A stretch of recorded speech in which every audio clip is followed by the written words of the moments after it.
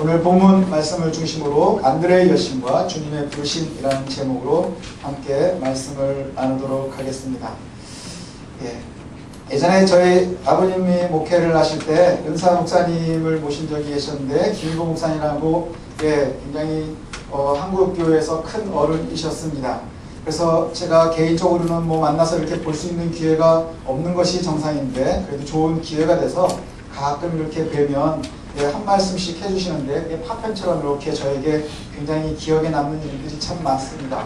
굉장히 예뻐해 주시고 그러셨었는데 근데 지금도 기억나는 것이 하나님께서 이런 말씀을 하셔요. 하나님께서 우리에게 은혜를 성경을 통해서 완벽하게 준비해 주신 것 같습니다. 이런 말씀을 하신 적이 있어요. 완벽하게 준비해 주셨다. 그러면서 우리가 은혜 받지 못할 사람들이 하나도 없다. 그 이유를 말씀을 하시는데 엘리야와 에녹이 동시에 성경에 나오는 것이 우리에게 얼마나 큰 은혜인지 모른다. 이런 말씀을 해주신 기억이 납니다. 죽음을 보지 않고 하늘로 올라간 엘리야, 그 다음에 거의 반신반인 것 같은 일들을 막 해내는 그 선지자를 보면서 우리도 늘 죽음을 두려워하고 굉장히 괴로워하고 힘들어하지만 엘리야를 보면서 은혜 받기는 쉽지가 않아요. 왜냐하면 우리하고 너무 다른 것 같으니까. 그렇죠? 우리가 기도한다고 막 비가 오나요? 막 기도해도 비가 안 오더라고요. 그래서 에이 하면은 또 비가 와요. 이게 참 희한하지 않습니까? 그리고 여러 가지 일들을 보면 우리가 기도하는 거하고는 좀 다른 것 같은데 엘리야에게는 즉각적으로 일하시는 것 같아요. 그래서 우리가 성경을 보면 마치 반신반인 것 같이 막 사역을 했었던 모습을 봅니다. 그러면서 그래도 우리가 제일 마음에 드는 건 뭐예요? 죽음을 보지 않았다. 죽음을 보지 않고 하늘로 올라갔다. 이것을 보면 그렇지 엘리야니까 이러고 그냥 우리는 관둘 수 있습니다. 그런데 그와 똑같은 우리가 가장 은혜 받는 게 하늘로 올리움을 받았다 하는 것인데 에녹도 동시에 나오는 거예요. 우리가 여러분들이 에녹을 왜 기억하십니까? 에녹은 딱 두 가지 이야기를 창세기가 이야기해 주거든요. 하나는 뭐냐면 아이들을 낳으면서 평생 하나님과 동행했다 하는 거하고요. 그 다음에 죽음을 보지 않고 하늘로 올라간 거예요. 딱 두 가지가 나오는데 만일 우리가 에녹이 죽음을 보지 않고 하늘로 승천하지 않았으면 여러분들은 아마 에녹을 기억하지 않을 거예요. 하나님과 동행했다? 이게 무슨 의미가 있어요? 그죠? 서장훈 씨 말대로 이게 무슨 의미가 있지? 이러는 거예요.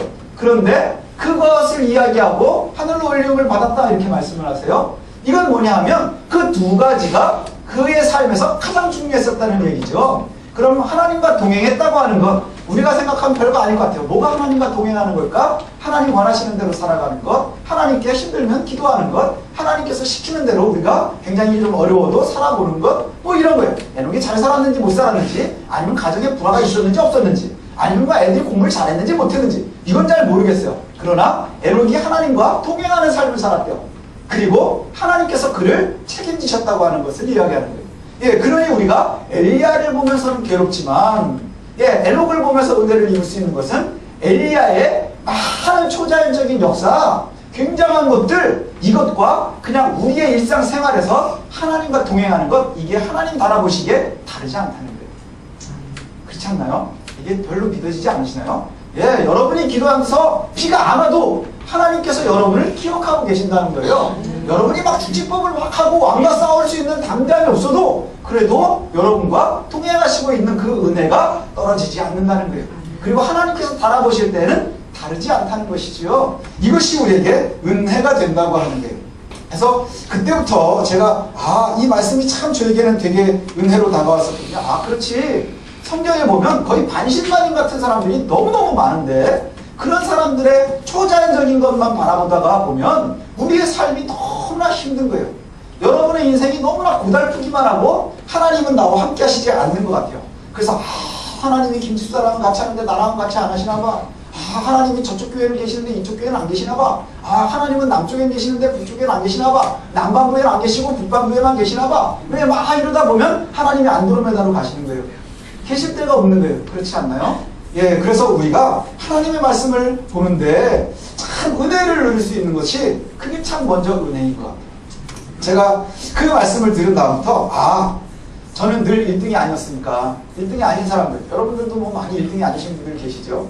1등이 아니었기 때문에 성경에서는 좀 그랬었던 것 같아요. 영웅들보다는 평범했었던 인물들이 참 많이 나와요. 그러나 결과는 같더라 하는 거예요. 같더라 하는 거예요. 그리고 1등은 아니고 2등이었는데 그 2등의 인물들을 보면 조금 더 은혜가 되는 것 같아요. 왜냐하면 우리하고는 조금 더 가까운 것 같아서. 그래서 1등과 2등들이 막 나오는데, 지난번에 하박국과 또 베드로 전후서 이렇게 봤는데, 베드로라고 하는 사람은, 이제 우리가 살필 베드로라고 하는 사람은 이 소아시아의 그리스도인들한테 박해와 교회 내에 생길 이단과 거짓 교사들, 그들에게 조심해야 된다 이러면서 이제 편지를 막 쓰죠. 그래서 이제 그 편지를 받으면서 사람들에게 얘기하는데, 베드로와 이렇게 비견할 만한 사람이 초대교회는 바울입니다. 바울. 그렇죠. 우리가 딱 생각할 때 예수님 이후에 초대교회에 가장 큰 영향력을 끼친 사람은 누구? 그럼 베드로? 바울 기억하시죠? 그때 실제로 그때 어땠는지는 여러분 잘 모르시겠지만, 그래도 우리가 베드로, 그래도 예수님의 수제자였고, 그 다음에 바울, 전 세계를 복음으로 정복한 사람, 뭐 이렇게 기억하시잖아요. 근데 베드로후서의 맨 마지막 3장에 마무리할 때 보면요, 설교회는 제가 이제 지나갔었는데 베드로가 바울을 언급하는 장면이 나오거든요. 여기에 보면 굉장히 재밌습니다. 베드로후서 3장 맨 뒤에 보면 15절과 16절에 이런 말씀이 나와요. 제가 읽어드리겠습니다. 또 우리 주위에 오래 참으심이 구원이 될 줄을 여기라. 우리가 사랑하는 형제 바울도 그 받은 지혜대로 너희에게 이같이 썼고, 또 모든 편지에도 이런 일에 관하여 말하였으되 그 중에 알기 어려운 것들이 더러 있으니 무식한 자들과 굳세지 못한 자들이 다른 성경과 같이 그것도 억지로 풀다가 스스로 멸망에 이르느니라.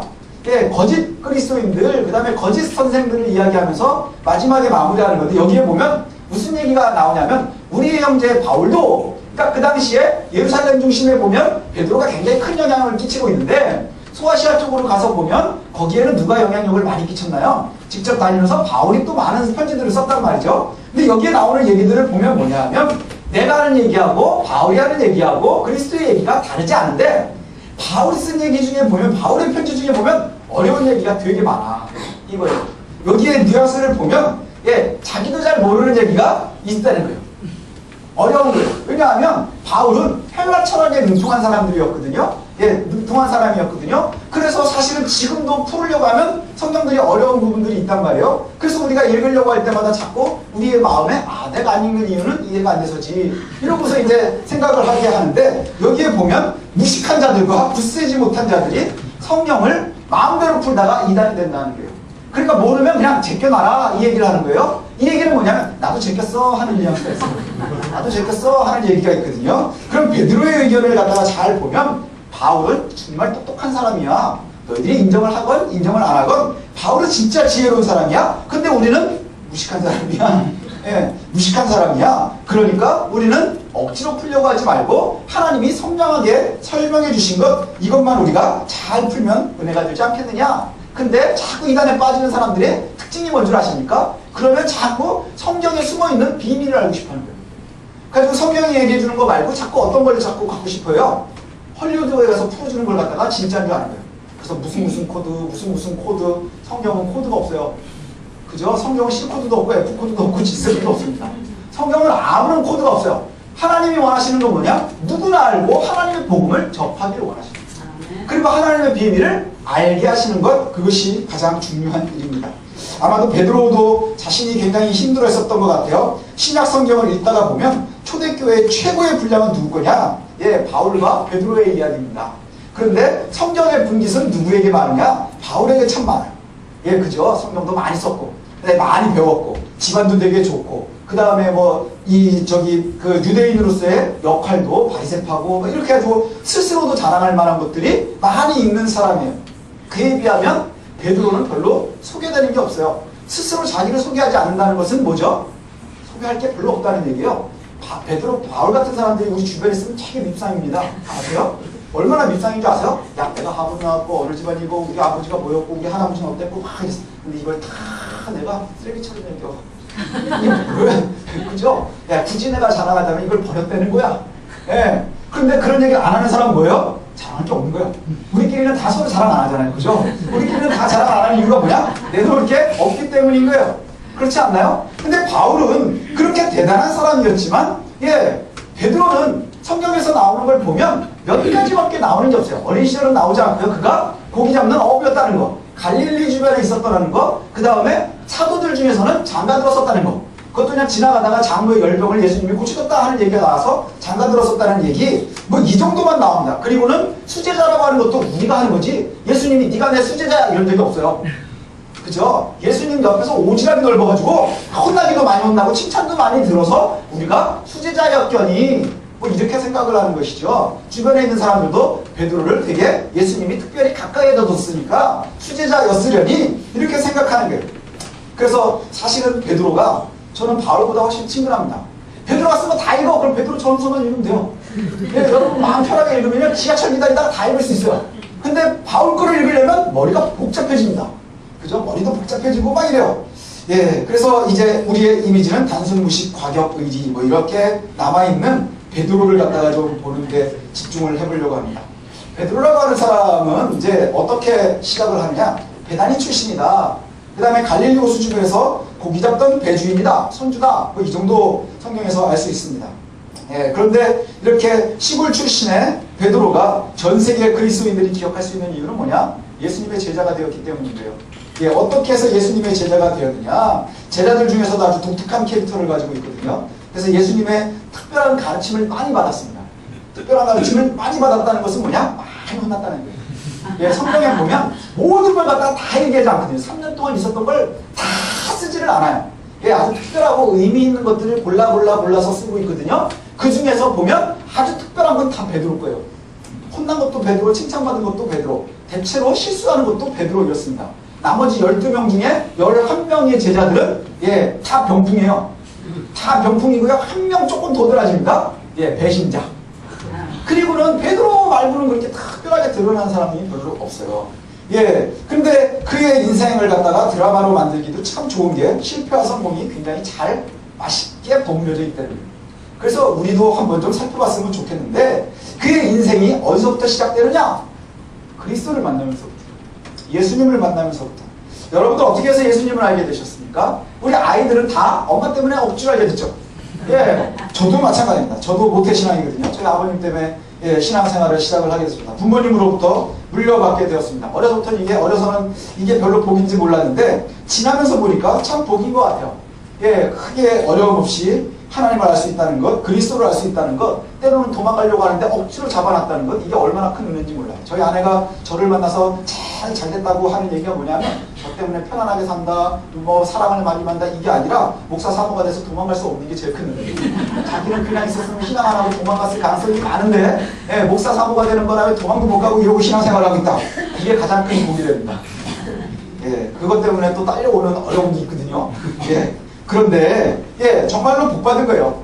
예, 우리가 어떻게 그리스도를 처음에 만나게 되었는지 특별한 계기를 가지신 분들도 있고요. 아니면 아주 자연스러운 분들도 있고 그렇습니다. 나는 언제야 예수를 알게 됐는지 잘 모르는 사람들도 있어요. 모태신앙은 분명히 아닌데 그냥 어영부영하다가 보니까 마치 그 주전자 안에 물이 끓을 때 죽는 그 개구리처럼 어떻게 생각하다 보니까 그리스도인으로 죽어있는 나를 받은 거예요. 예, 그런 사람들도 있고 어떤 사람들은 굉장히 탁월했었던 일들이 있고, 그런데 어떤 게 제일 드라마틱해요? 뭔가 특별한 계기가 있으면 드라마틱하지 않나요? 예, 여기서도 또 바울은 잘난 척을 되게 합니다. 그렇죠? 예수를 핍박하러 가다가 다메섹 도상에서 나는 너를 핍박하는 예수라! 이러면서 불쩍불쩍 하는 데서 만났단 말이죠. 얼마나 멋있어요. 영화로 만들면 막 그게 CG도 넣어야 되고 막 이러잖아요. 근데 베드로는 그렇지가 않아요. 베드로는 되게 구질구질해요. 예, 되게 좀 별 볼 일이 없습니다. 그래서 베드로가 예수님을 만나게 되는 장면을 오늘 네 군데서 나오거든요. 마태, 마가, 누가, 요한. 여기에서 예수님을 어떻게 만나게 되었는가, 이것을 갖다가 소개를 하는데 네 군데가 조금씩 달라요.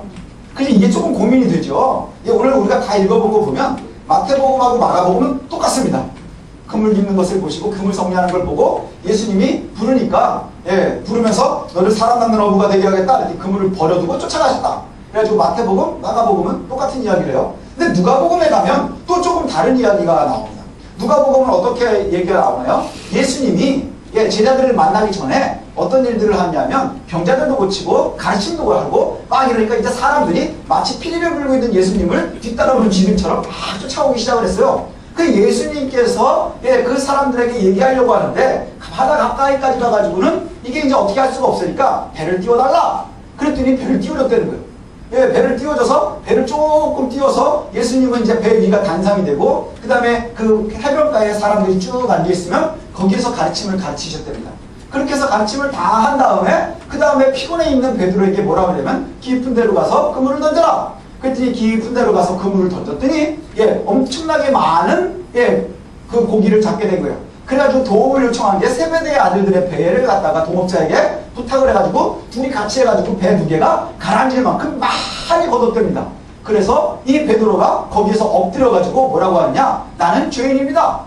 나를 떠나십시오. 그랬더니 예수님이 뭐라고 하시냐면 이제부터 너는 사람 낚는 어부가 될 것이라. 그래서 배와 그물을 버려두고 쫓아갔다 이렇게 말해요. 예, 그런데 또 요한복음에서는 또 좀 다른 이야기가 나옵니다.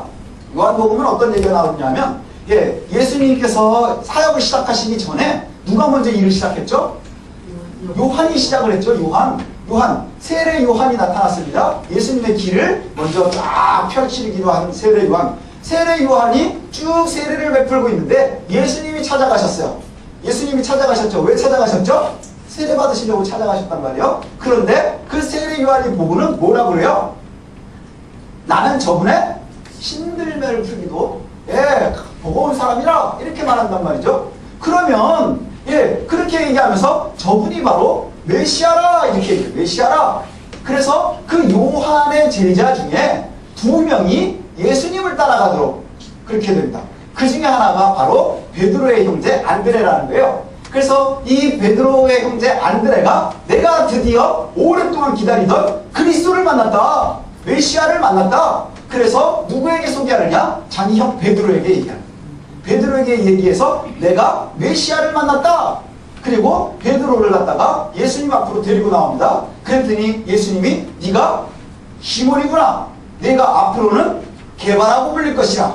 예, 베드로라는 얘기예요. 네가 앞으로는 그 사람들이 가끔 가다가 이것을 읽으면서 혼란스러워요. 왜냐하면 베드로가 예수님을 만난 이야기가 다 다른 거예요.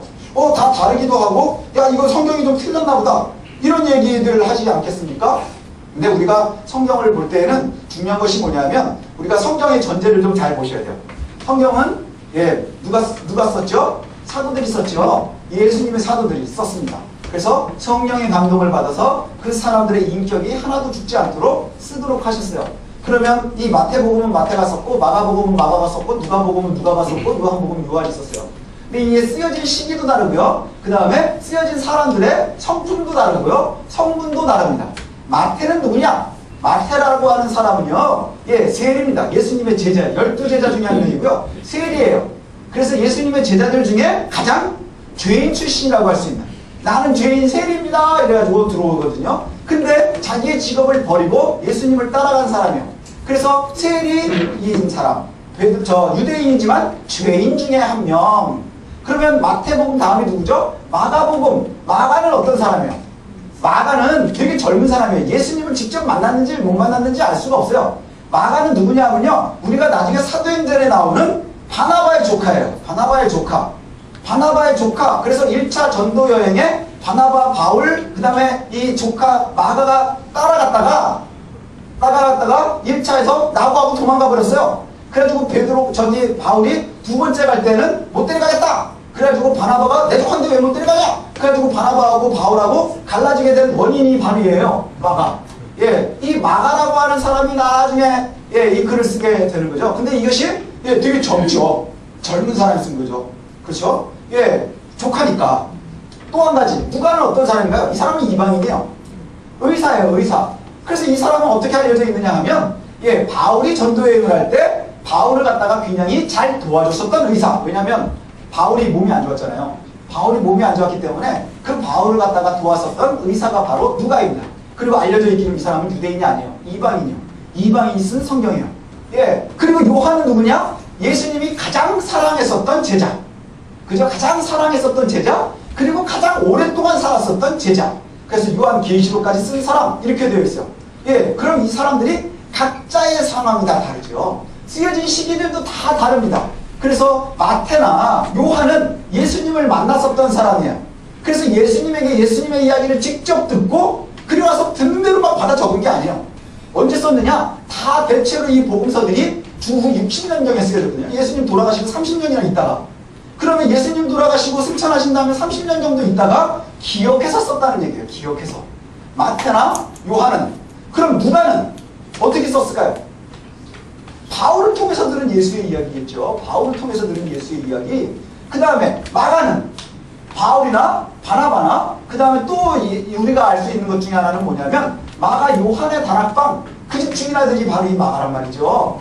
예, 그러면 그 초대교회에 가장 부흥에 있을 때 그 사이에 어려서부터 그 교회 내의 이야기를 듣고 있었던. 그래서 우리 어려서부터 옛날에 교회에서 자란 아이들 보면요. 자란 아이들 보면 교회 일에 그렇게 잘 알아요.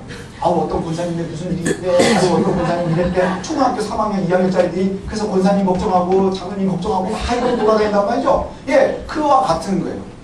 이런 일들이 있어요. 그러면 그렇게 됐구나 라고 생각을 할 수 있는데, 그러면 이 이야기들이 왜 다 다를까요? 그죠? 이 이야기들이 다 다르단 말이죠. 이 다른 곳에서 우리가 은혜를 받을 수 있어. 하나는 진짜고 나머지 세계는 뻥이야. 그렇게 얘기들을 해요. 예, 성경의 무호성을 인정하지 않는 사람들은 성경과 성경이 배치되기 때문에 틀린 이야기다. 그래서 이것이 무호하지 않다, 오류가 있다 이렇게 얘기를 한단 말이죠. 근데 오류가 아닌 것 같아요. 왜냐하면 우리가 조금만 읽어보고 그 다음 우리가 더 은혜 가운데 조금만 다 보면 그렇구나, 이게 은혜가 되는구나. 왜냐하면 베드로를 갖다가 예수님이 부른 게요, 한 번에 딱 바뀐 게 아닌 거예요. 바울은 그냥 한 방에 막 빛을 비추면서 그래가지고 눈이 그냥 가려가면서 막 이래가 예수를 만났잖아요. 근데 베드로는 우리가 조금만 생각해보면 금세 알 수 있어요. 마태, 마가, 누가를 갖다가 공관복음이라고 그러거든요. 같은 관점에서 봤다 이렇게 얘기를 해요. 그래서 마태복음하고 마가복음은요 거의 같은 사건인 것 같아요. 같은 사건. 혹 그 다음에 마태, 마가, 그 다음에 누가 이야기가 조금 다를 수도 있겠지만 그와 같은 사건이에요. 요한복음은 좀 다른 이야기예요. 근데 여기에 보면 이 순서대로 좀 잘 보면 우리가 알 수 있어요. 뭐냐 하면 예수님을 처음 이야기 들은 얘기가 바로 순서대로 보면 예수님이 사역을 시작하시기 전에 제일 먼저 세례를 받으세요. 세례를 받으면 그 예수님을 갖다가 처음 만나는 베드로의 이야기는 요한복음이 제일 먼저예요. 그래서 예수님을 갖다가 예수님이 제자들이 없는 상태에서 먼저 세례 요한을 가서 만나고 세례를 받으시고 세례 요한이 그때 비로소 예수님이 세상죄를 지고 가는 어린 양이구나. 그리고 그분에게 메시아인 것을 알게 되고 그리고 제자들을 보낸다는 것이죠. 그러면 세례 요한의 제자들은 어떤 사람들이었을까요? 메시아를 대망하고 있는 사람들이었어요. 그래서 세례 요한이 메시아냐 아니냐 자꾸 물어봤었던 거거든요. 그러면 이 사람들이 그렇게 예수님을 가까이에서 따라가고 천국 대망사상, 그 다음에 메시아 대망사상 그리스도를 기다리고 있었는데 가장 가까이에 있었던 제자들을 갖다가 세례 요한이 예수를 소개를 시켜준 거예요. 그 중에 한 명이 바로 안드레라는 거예요. 안드레가 자기 형 베드로에게 알려줬어요. 그래서 예수를 처음 소개를 받은 게 바로 이때죠. 예수님이 그때 처음에 뭐라고 말씀하셨어요? 너를 베드로라 할 것이라. 내가 지금의 이름은 시몬이지만 이제 네 이름이 베드로가 될 것이라. 근데 베드로가 그때 따라갔다는 얘기가 없어요. 요한복음에. 처음 예수님을 만난 이야기예요. 따라갔다는 얘기가 없어요. 그리고 나서 예수님은 곧바로 뭘 하시느냐? 병을 고치고 그 다음에 천국복음을 가르치신단 말이죠. 그렇게 천국복음을 가르치시고 그 병자들을 고치다가 조금 후에 제자들을 선택을 하시기 시작을 하세요. 그런데 그때에 이제 여기에 그 복음서 앞쪽에 마태복음이나 마가복음에 보면 그 순서가 그렇게 돼요. 예수님께서 그렇게 사람들을 막 고쳐주고 가르치기 시작하니까 사람들이 몰려오기 시작을 하는 거예요. 그럼 이제 그림이 맞춰지지 않나요? 그때 비로소 갈릴리에서 다시 베드로를 또 만나는 거예요. 또 만나게 되고 거기에서 이제 예수님을 직접 경험하게 되는 게 뭐예요? 그물이에요. 그물이 찢어질 만큼 예수를 만나게 되는 것 아니겠습니까? 저희가 이걸 갖다가 막 생각을 안 해보고 읽으니까 되게 뜬금없는 얘기가 뭐냐? 아니 고기만 잡았다고 나는 죄인입니다 떠나십시오. 이 얘기가 말이 안 되는 거예요. 그쵸? 되게 뜬금없지 않나요? 근데 이것이 큰 은혜가 되는 거예요. 왜냐? 이미 오래전부터 예수에 대한 이야기를 듣고 있었어요. 예수의 초청이 있었어요. 너는 사람 낚는 어부가 될 거야. 너가 반석이 될 거야. 라고 말씀을 하셨거든요. 근데 내가 베드로라고 할 것이다. 이렇게 말씀을 하셨는데 베드로가 따라가지 않고 있었던 것 같아요. 처음에 이야기는 따르지 않았었던 것 같아요. 그러나 예수님이 끊임없이 그의 주변에 계셨어요. 끊임없이 주변에 계셨어요. 그래서 그물 기울 때, 그 다음에 배가 떴을 때, 그때에 비로소 이분이 진정 그리스도시구나. 메시아구나 하고 고꾸라지는 장면이 바로 자기의 배에서예요. 예, 고기가 잡힌 이후에. 그럼 왜 나는 죄인입니다 라고 얘기했을까요? 세례 요한이, 그 다음에 예수님이 전한 복음이 뭐예요? 회개하라예요. 회개하라. 회개하라, 천국이 가까웠다. 너희들이 옛사람을 버려라, 천국이 가까웠다. 너희들이 천국에 가려면 너희들이 옛사람을 버려야 된단다. 이 얘기를 하고 계셨거든요. 그러니 회개한다는 것이 첫 번째 말이 뭐예요? 저는 죄인입니다 하고 인정하는 것이에요. 예수를 만나서 처음으로 나는 죄인입니다 라고 인정하는 것이 바로 이 장면이라는 거예요. 그런데 한번 우리가 생각해 볼 필요가 있어요. 아, 그러면 우리가 예수를 만나는구나, 베드로가 예수를 만나는구나, 다르지가 않구나. 예수님께서 우리에게 은혜를 주신다고 하는 것이 뭘까요? 예수님이 우리에게 은혜를 주신다는 건 우리가 예수 그리스도를 알아서 천국의 복음을 듣게 되었고 우리가 그리스도를 주라 시인해서 우리가 하나님의 백성이 된 거예요. 그런데 이 된 것을 갖다가 우리가 자꾸 뭘로 포장하고 싶어 하느냐? 멋지지 않아서 잘 별게 아닌 것 같아요. 그렇지 않나요? 아, 어떤 사람은 암이 나와가지고 예수를 믿기 시작했대. 오, 대단한 거예요. 어떤 사람은 강도짓을 했는데 감옥에서 예수님을 만났대. 와, 대단하네. 야, 어떤 사람은 중요했는데 목사가 됐대. 와, 대단하네. 저희 아버님 맨날 그랬어요. 중대파 목사 되는 게 나아? 그냥 목사 되는 게 나아. 그 지금도 들으면 저희 아버지 최고의 명언이 그거예요. 중대파가 목사 되는 게 나아? 그냥 목사가 청소 되는 게 나아. 근데 사람들은 그렇게 물어보면 그냥 목사 되는 게 낫죠. 근데 중대파 목사 된 사람이 더 신령해 보여요. 그렇지 않나요? 왜냐하면 간증거리가 있으니까. 아는 사람들은 다 우리랑 비슷비슷해 보여. 또이또이에요. 근데 또 어떤 사람들은 어려서부터 그냥 모태신앙을 해가지고 그냥 줄줄 예수를 믿기 시작을 했대요. 아니, 그렇게 해가지고 예수 믿는 게 나아요? 감옥 갔다가 예수 믿는 게 나아요. 그렇죠. 근데 사람들은 감옥 갔다 예수 믿는 사람이 대단한 것처럼 보는 거예요. 베드로를 하나님께서 엄청나게 크게 쓰셨어요. 그렇죠. 그래서 지금 캐톨릭에서는 베드로를 갖다가 아주 신성시하는 거 아닙니까? 그런데 하나님께서 베드로를, 그리스도를 만나게 하는데도요, 한 번에 빛을 보고 막 베드로, 저 바울처럼 막 엄청난 일이 있었던 게 아니에요. 사실은 예수 믿는 사람을 죽이려고 쫓아다니다 예수 믿는 게 나아요? 그냥 예수님한테 그냥 믿는 게 나아요? 그거와 똑같은 거예요. 베드로가 그리스도를 만날 수 있었던 것, 예수를 만날 수 있었던 것, 대단한 게 아니에요. 삶 속에서 그냥 만났어요. 삶 속에서. 동생이 전도했었고, 그리고 그 동생의 전도에서는 별로 별일이 없었던 것 같아요. 그러다 조금 뒤에 예수를 내가 직접 체험할 수 있는 길도 생기고, 조금 더 듣게 되고, 그러면서 비로소 그 그리스도가 나의 영향력을 끼치고 내 삶이 변화되기 시작하는 거예요. 그럼 여기에 복음서의 4가지에서 나오는 것이 3가지 사건인지 2가지 사건인지 저는 잘 모르겠어요. 그러나 우리가 알 수 있는 것은 뭐냐? 하나님께서 베드로에게 그리스도를 알게 하시는데 저와 여러분이 알게 하는 것처럼 아주 자연스러웠다는 거예요. 예, 사람들은 가끔 가다가 뭔가 대단한 것을 갖다가 요구하거든요. 뭔가 특별한 게 나에게 있기를 원하거든요. 우리가 하박국 하면서도 그랬잖아요. 예, 뭔가 초자연적인 것이 있으면 참 좋겠다라고 생각을 하는 것 같아요. 그런데 하나님께서 베드로를 부르신 것은 너무나 자연스러운 방법으로 부르셨어요. 뭔데, 어디를 통해서요? 안드레를 통해서. 형제를 통해서, 안드레를 통해서. 저와 여러분들이요, 기억하셔야 되는 게 뭔 줄 아십니까? 지금도 사실 교회의 가장 큰 이들은 안드레예요. 제가 농담처럼, 이거는 이제 뭐 신학적인 건 아니고, 요한복음에 보면 재밌습니다.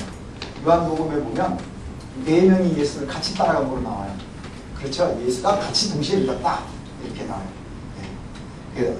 거기에 보면, 저기 요한복음이 아니고 어디죠? 그 누가복음에 보면. 그래서 그 사람들이 4명이 고기를 같이 잡아가지고, 그래서 그게 어디냐면, 야고보, 요한, 그 다음에 야고보, 요한, 베드로, 안드레.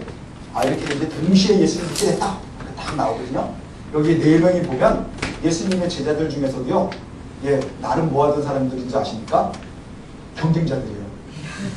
세베대의 아들 야고보, 요한은 누가 첫째가 되겠습니까? 욕 직사게 먹어서. 그 다음에 베드로는 무지하게 나대네요. 근데 여기에 안드레는 별 볼 일이 없어요.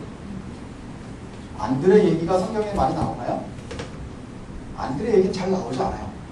그래서 안드레가 예수님 제자가 아닐지도 모른다고 얘기하는 사람들도 많을 거예요. 그렇지 않나요? 뭐 놀라실 필요 없어요. 여기다 쫙 복 써놓고요. 예수님은 그럴 거예요. 요한 들어봤네? 그 다음에 야고보 들어봤네? 그 다음에 뭐 야고보 들어봤네? 베드로도 들어봤네? 안드레? 안드레가 누구야? 뭐 이러는 사람들이 있을 거예요. 그러나 안드레는요 굉장히 큰 일을 했습니다. 뭔 줄 아십니까? 베드로를 예수님을 지죠. 그게 얼마나 큰 역할인지 모르겠어요. 안드레는 성경도 안 썼어요. 안드레 복음 있나요? 안드레 후서, 안드레 전서 있나요? 그거 있으면 가져오십시오. 그 사람이 이다될지도 모르겠어요. 예, 우리가 정말로 꼭 기억해야 되는 것이 바로 이겁니다. 주님께서 우리를 통해서 일하신다는 거예요. 우리를 통해서 우리가 하는 일이 별 볼 일이 없는 것 같지만 그러나 우리를 통해서 하나님께서 하나님의 나라를 넓히고 계세요. 그 다음에 별것 아닌 것 같은 그 일들을 통해서 베드로를 부르시는 모습을 우리가 보게 돼요.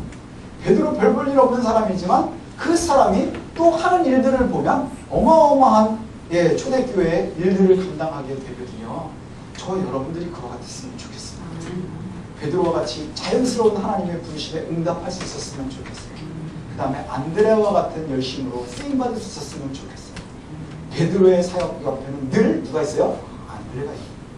안드레가 있어요. 우리가 1등이 되지는 못할지는 몰라요. 대부분의 사람들 1등만 기억해주는 세상. 그래서 저기 올림픽만 끝나고 나면 우리가 늘 반성하잖아요. 그죠? 여러분 반성 안 하나요? 우리가 금메달만 알아주고 은메달, 동메달 되게 열심히 했는데 승리 못 들은 사람들도 우리가 되게 알아줘야 되는데 그러나 기억은 안 하죠. 예, 그죠? 기억을 안 해요. 그러나 그 사람들이 얼마나 중요한 걸 우리들이 늘 아는 것처럼 저와 여러분들도 믿음 생활 속에 그와 같은 모습이 있었으면 좋겠습니다. 그래서 이제 우리가 21세기의 안드레가 되어야 될 거예요. 21세기의 베드로와 같은 사람이 되어야 될 줄로 압니다.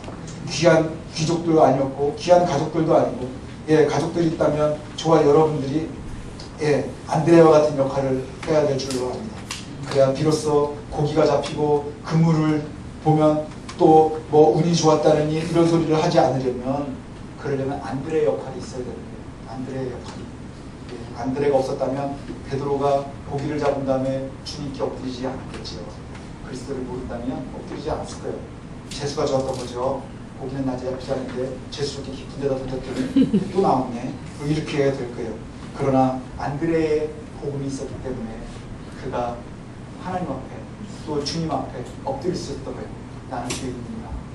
그것이 그의 삶이 바뀌는 거예요. 갈릴리 시골에서 평생에 있을 사람이 그리스도의 구원의 동력의 삶이 되는 그러한 역사들을 보게 됩니다. 저와 여러분들도 이러한 삶을 살았으면 좋겠어요. 모든 사람들은 자꾸 1등하는 것을 바라보면서 나는 왜 특별하지 못할까? 특별하려면 바울 같아야 돼요. 여러분들도 감옥 갔다가 감옥에서 예수님 만나는 것보다는 이게 낫지 않나요? 저와 여러분들이 그 은혜를 만났으면 좋겠습니다. 베드로와 같고 안드레와 같은 역할을 감당할 수 있는 우리들 되시기를 원합니다.